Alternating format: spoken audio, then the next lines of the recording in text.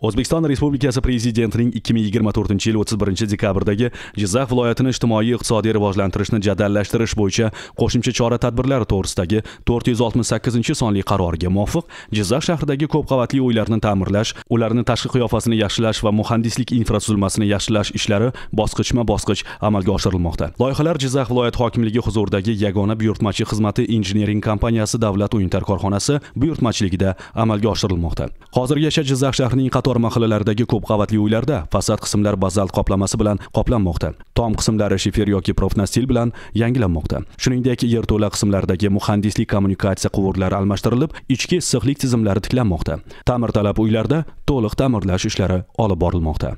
Jumladan, Sayiljoy mahallasida 8 ta uyning fasadi, tom qismi va yerto'la kommunikatsiyalari yangilanmoqda. Toshloq mahallasida bitta, Yoshlik mahallasida 37 ta, Zargarlik mahallasida 50 ta, Zilol mahallasida 2 ta, Ittifoq mahallasida 31 ta hamda Qassoblik mahallasida 6 ta uylarda qurilish va ta'mirlash ishlari amalga oshirilmoqda. Ushbu ishlar natijasida shahar aholisi uchun yanada qulay va xavfsiz turar joy, shart-sharoitlar yaratiladi. Uylarning tashqi qiyofasi zamonaviylashadi.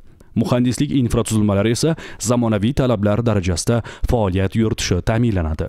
Loyihalar bo'yicha umumiy shartnomaning qiymati 69 milliard 375 million 500 ming so'mdan ortiqni tashkil etmoqda.